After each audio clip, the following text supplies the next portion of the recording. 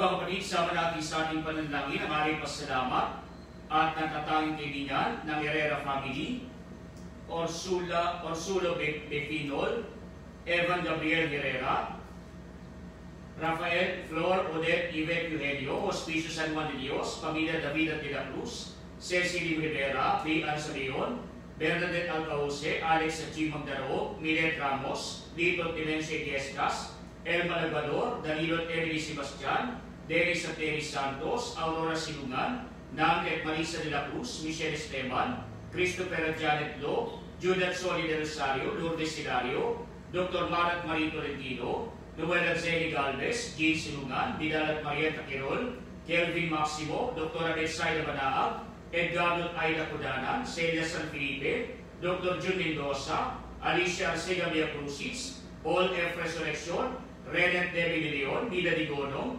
Tuanin Evelyn Salazar, Seri Siri Dominic Nicolas, Antonio Victoria Sanchez, Cesar at Lolita Nicolas, Reverend Father Pino Pensuli, Janet E. Pascual at Idi ng ADB Community, Bishop Dennis Pidaroho, para sa kaligtasan, mga sumusunod at ng kanilang pamilya, mga kasapi ng Naisang Tulubus, Holy Child Council, 6737 ng Bustos, Bulacan, Lito Berhel de Dios, Edwin at Josie Lazaro, mga kasapi ng Catholic Women's League ng Lawak, May Kawayan, Bulacan, mga mananampalataya ng Barangay Pulok sa Rafael, Bulacan, Mamertot Emma Bunag, Raimundo Balesteros, Dennis at Roda de la Felicidad, Dingding J. Sasi, Victor at Divina MC, Dina Saavedra, Jody Dayan Marfil, George Advincula, Architect Bernard at Eda de Guzman, Adriano Sanchez, Camilazzo Aquino, Pining Villanueva, Nick at Evelyn Rillera, Arman at Amy Isma, Rowena Villedo, Jen Tamani,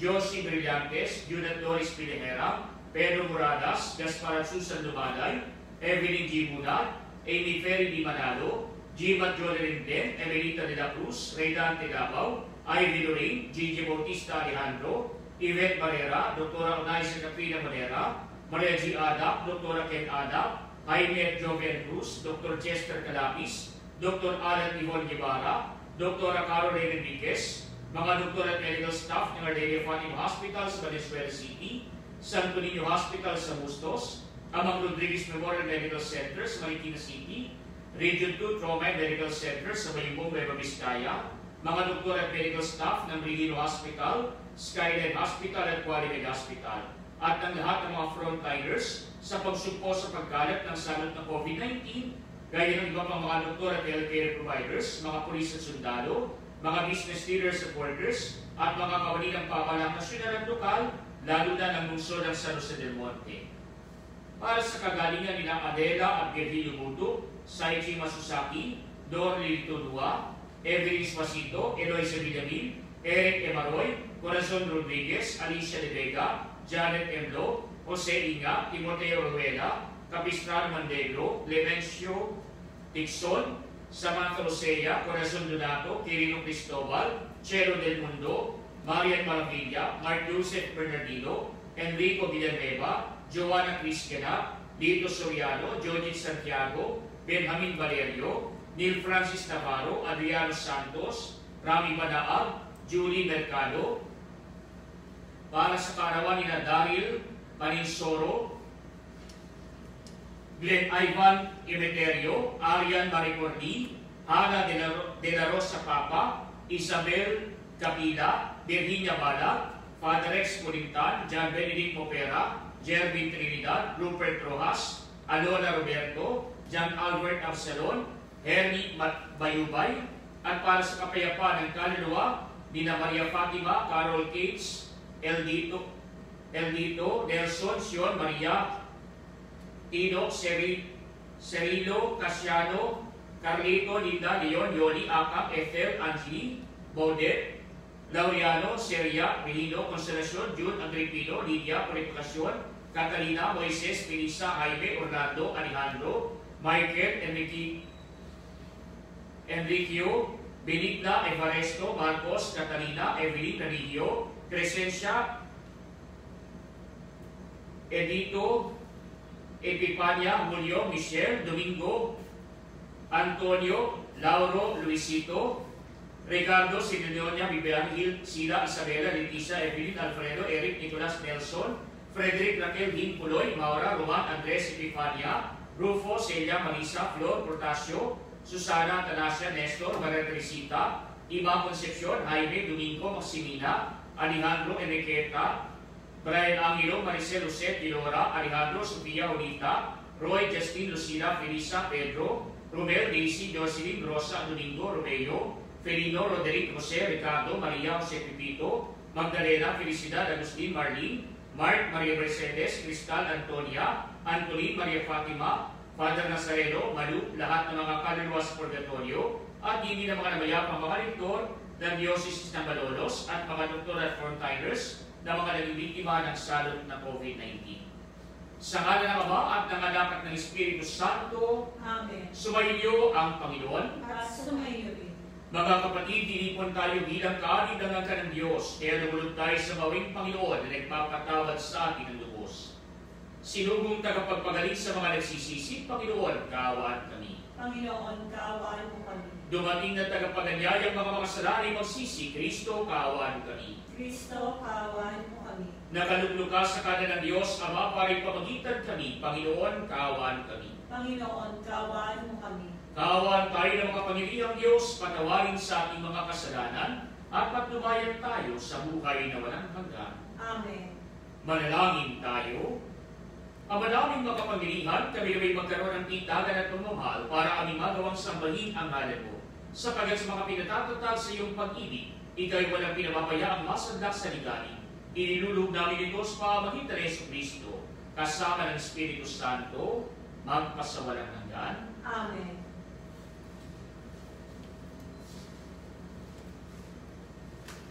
Ang salita ng Diyos mula sa ikalawang aklat ng mga hari.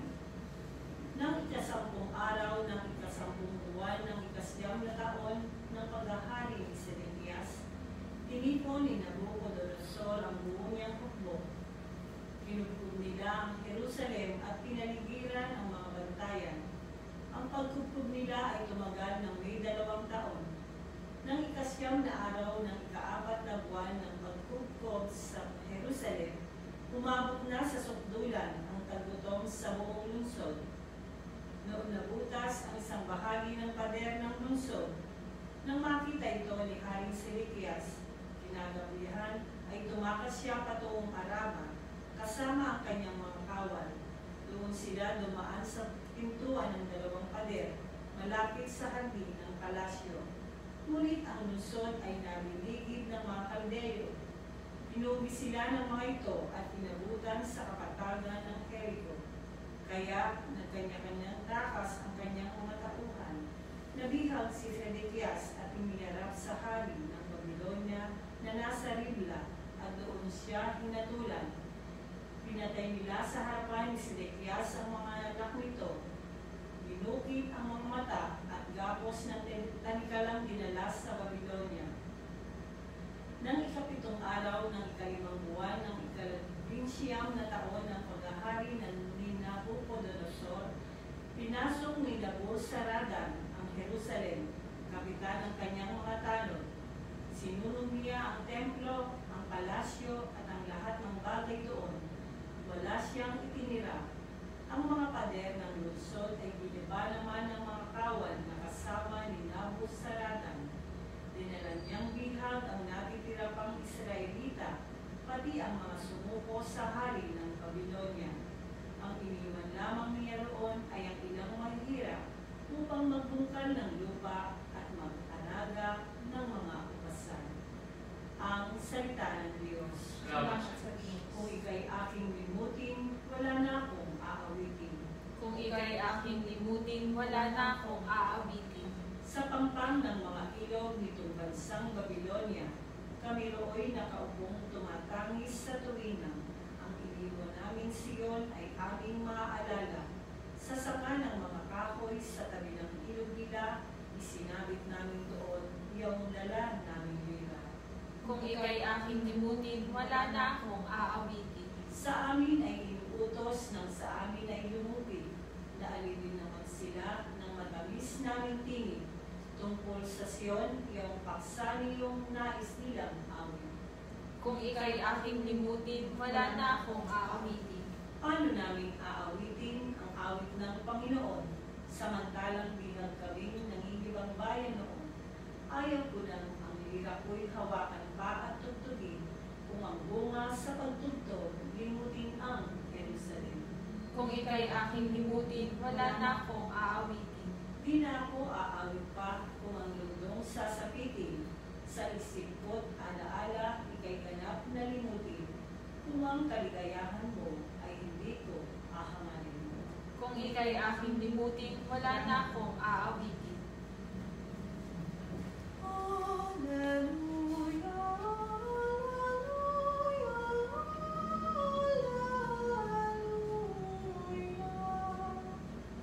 Sumainyo ang Panginoon. At sumayo rin. Ang mabuting balita ng Panginoon ayon kay San Mateo. Papuri sa iyo, Panginoon. Nang makababa si Jesus mula sa bundok, sinundan na siya ng napakaraming tao. Lumapit sa kanyang sangketungin at lumuhod sa harapan niya. Ginoo ang wika niya, kung ibig po ninyo, ako'y inyong mapagagaling. Hindi po siya ni Jesus at sinabi, ibig ko, gumaling ka. At pagdakay na wala ang kanyang keto. Huwag mo itong sasabihin kanino man, hindi ni Jesus. Pumunta ka't pasuri sa saserdote. Pagkatapos, magandog ka ng haing iniutos ni Moises bilang patuto sa mga tao na magaling ka na. Mga kapatid, ang mabuting balita ng Panginoon. Pinupuri ka namin, Panginoong Jesucristo.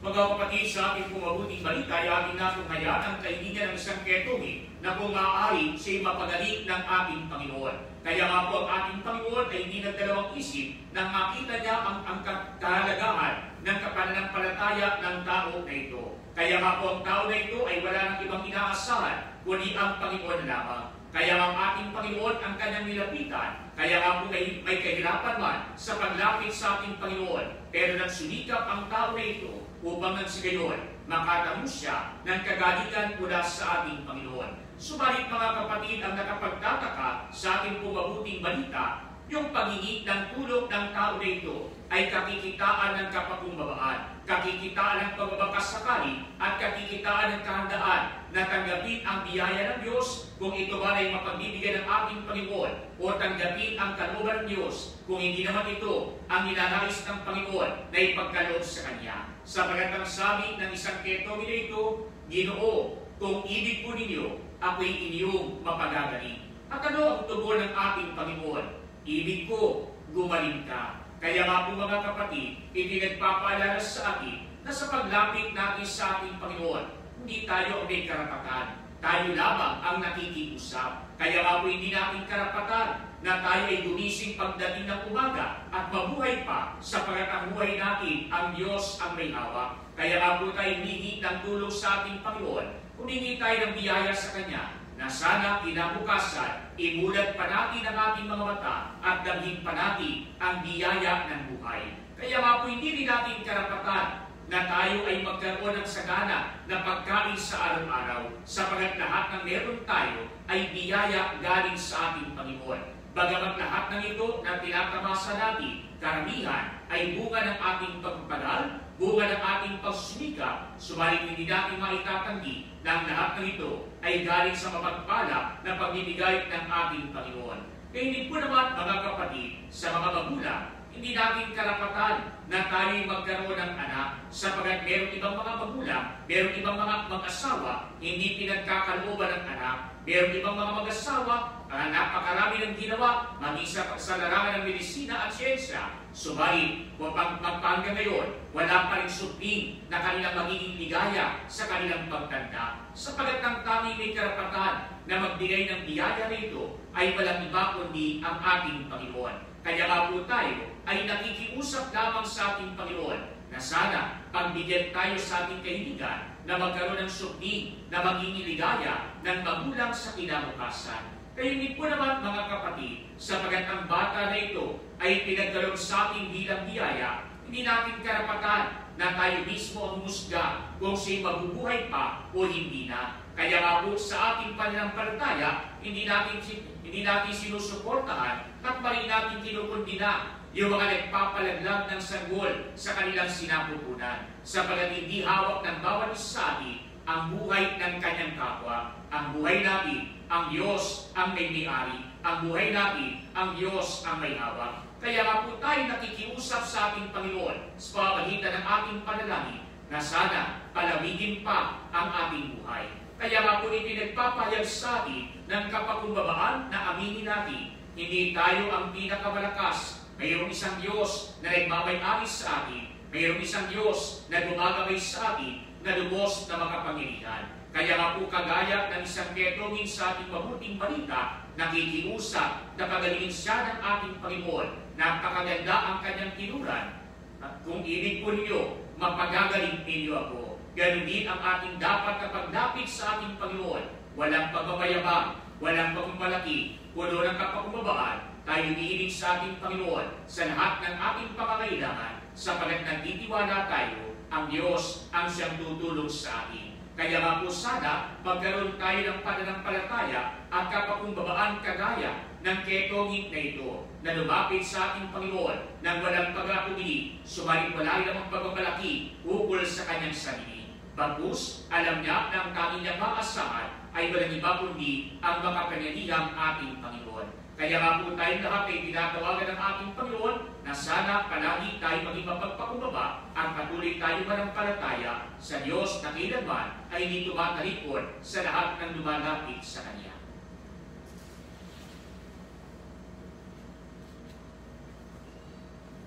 Mga kapatid, tulad ng ketongin sa Ebanghelyo na humingi ng saklolo para bumalik, lumalapit tayo ngayon na may pananalig sa ating Amang nasa langit upang bigyang pansin niya ang ating mga panalangin.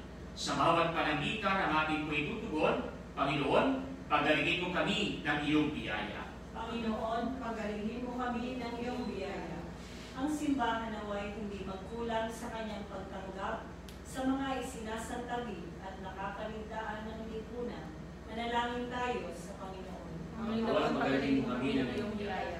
Ang mga nagsasaliksik sa paggagamot naway gamayan ng Panginoon upang makatuklas sila ng angkop ng gamot sa mga sakit na hindi pa nalulunasan.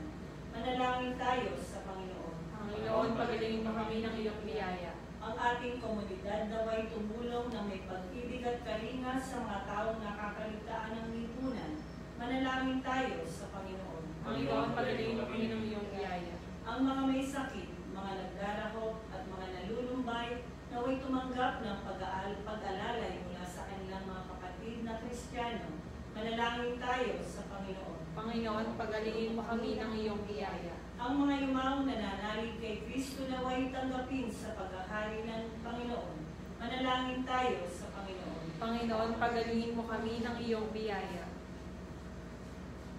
Ama naming Diyos, pinalalakas kami sa aming pananalangin na iyong mga handog ng kagalingan at kapayapaan. Hinihiling namin ito sa pamamagitan ni Kristo aming Panginoon. Amen.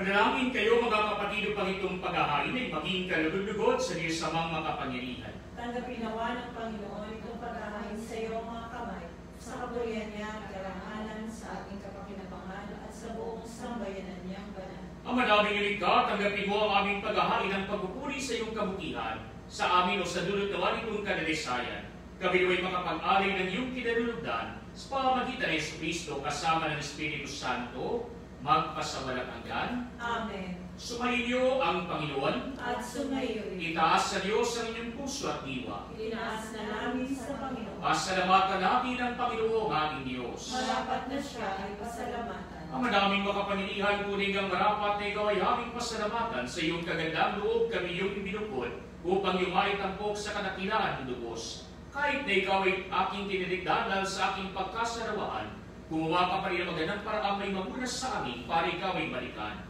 Kaya kanyang minamahal na anak ay naging isa sa mga taong hamak upang may kapwa kaming makapamigtas sa aking pagkapahamak at pagkaligaw ng landas.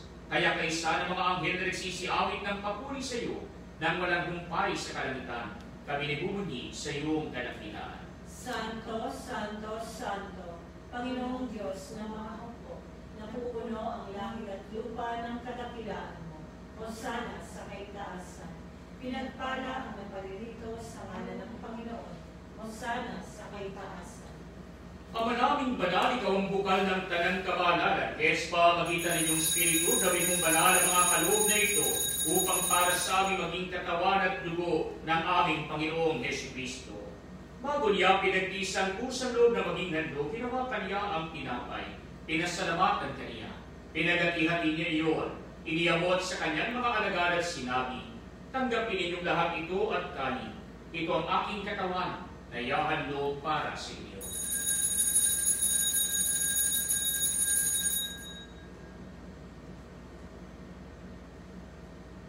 Kaya hindi naman, noong matapos ang hapunan, ninawakan niya ang kalis, muli kaniyang pinasalamatan.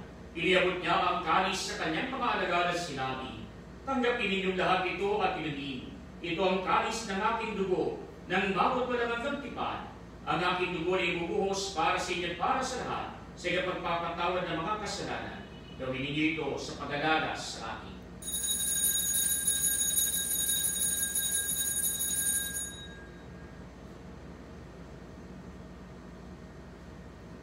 Mga kapatid, ang misteryo ng ating pananampalataya. Si Kristo'y namatay, si Kristo'y nabuhay, si Kristo'y babalik sa wakas ng panahon. Ama, ginagawa namin ngayon ang pag-alalas, pagamatay at muling pagkabuhay ng iyong anak. Kaya't iniaalay namin sa iyo ang tinapay na nagbibigay buhay at ang kalis na nagkakaloob ng kaligtasan. Kami nagpapasalamat dahil kami yung minarapat na tumayo sa harap mo para maglingkod sa iyo. Sinasamo namin kami magsasalo-salo sa katawan at dugo ni Kristo ay mabuklod sa pagkakaisa sa pamamagitan ng Espiritu Santo. Ama, linapin mo ang iyong simbahang nagarap sa buong daigdig. Puspusin mo kami sa pag-ibig. Kaysa ni Francisco naming Papa, ni Lelis naming Obispo at ng Tanang Kapalian. Panalahanin muli ng mga kapatid naming nahimlay na may pag-asang sila muli mabubuhay. Gayon din ang lahat ng mga pumanaw. Kaawaan mo sila at papilihin sa iyong kaliwanatan. Kaawaan mo at maging dapating kaming lahat na makasalo sa iyong buhay na walang wakas. Kaysa na mahal na Birhen Maria na ina ng Diyos, ni San Jose na kanyang kabiyak ng puso. Kaysa na mga apostol at ng lahat ng mga banal na nabuhay dito sa daigdig ng kalulutugod sa iyo. May pag-iwang nawa namin ang pagpupuri sa ikararangal mo sa pamamagitan ng iyong anak na aming Panginoong Jesucristo. Sa pamamagitan ni Kristo, kasama niya sa Kanya, ang lahat ng parangal at papuri ay sa iyo, Diyos Amang makapangyarihan, kasama ng Espiritu Santo, magpasawalang hanggan. Amen. Mga kapatid, sa tagubili ng mga nakagagaling na utos sa turo ni Jesus na Panginoon natin at Diyos, ipahayag natin ang lakas loob. Ama namin, sumasalangit ka. Sambahin ang ngalan mo, mapasahamin ang kaharian mo, sundin ang loob mo, dito sa lupa para ng sa langit, bigyan mo po kami ngayon.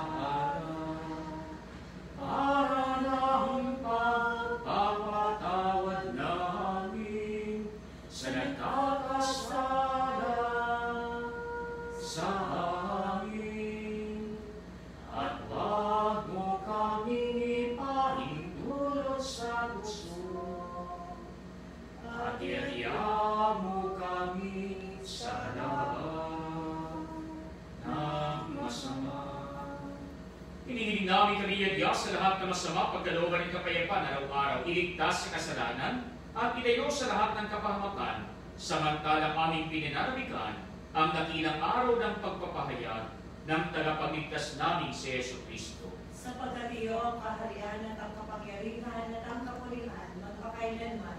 Amen. Panginoong Yesu Kristo, sinabi mo sa mga apostol, kapayapaan ang iniiwan ko sa inyo, ang aking kapayapaan ang binibigay ko sa inyo. Tuhaya ko ang aming pananampalataya pag ang aming mga pagkakasala. Pagkalooban mo kami ng kapayapaan at pagkakaisa ayon sa iyong kalooban, kasama ng Espiritu Santo, magpasawalang hanggan. Amen. Ang kapayapaan ng Panginoon ay laging sumaiyo. At sumayo rin. Magbigayan kayo ng kapayapaan sa isa't isa. Kordero ng Diyos na nag-aalis ng mga kasalanan ng sanlibutan, maawa ka sa amin. Kordero ng Diyos na nag-aalis ng mga kasalanan ng sanlibutan, maawa ka sa amin. Kordero ng Diyos na nag-aalis ng mga kasalanan ng sanlibutan, ipagkaloob mo sa amin ang kapayapaan. Mga kapatid, ito si Kristo, ang Kordero ng Diyos na nag-aalis ng mga kasalanan ng sanlibutan. Mapapalad tayo inaanyayahan sa Kanyang piling. Panginoon, hindi ako dapat na magpatuloy sa iyo. Ngunit sa isang salita mo lamang ay gagaling na.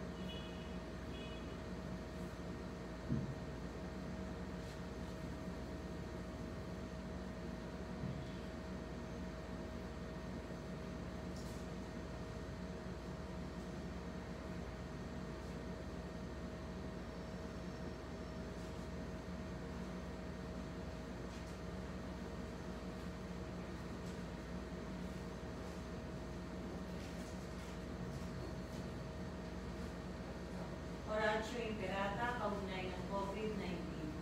Amang makapangyarihan, lumalapit kami sa iyo sa aming pangangailangan. Ingatan mo kami laban sa COVID-19 na lumalaganap sa kasalukuyan at nagiging sanhi ng kamatayan. Tulungan mo ang mga nagsisipag-aral sa kalikasan at pinagmumula ng salot na ito at kung paano masusugpo ang paglaganap ng sakit na dulot nito. Gabayan mo ang mga kamay at isipan ng mga eksperto sa medisina na mapaglingkuran nila na may puso at kakayahan ng mga may karamdaman at sa mga sangay ng pamahalaan at mga pribadong ahensya na makatagpo ng lunas at solusyon sa salot na ito. Isinasamo namin ang mga dinapuan ng sakit na ito ay mabalik sa kalusugan sa madaling panahon. Kumilos nawa kami sa ikabubuti ng lahat at matulungan ang lahat ng nangangailangan. Hinihiling namin ito sa pamamagitan ni Jesucristo, kasama ng Espiritu Santo, magpasawalang hanggan. Amen. Maria, takbuhan ng mga Kristiyano, Panalangin kami. San Rafael Arcangel, Panalangin kami. San Roque, Panalangin kami. San Lorenzo Luis, Panalangin kami. San Pedro Calungsod, Panalangin kami. San Pedro Apostol, Panalangin kami.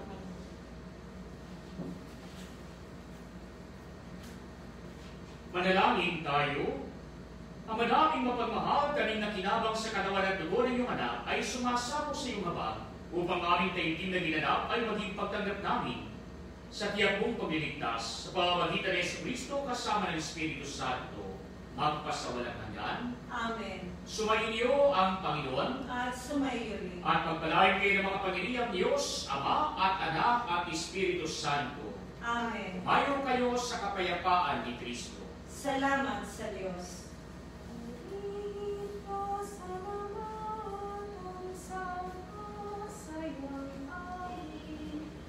Sa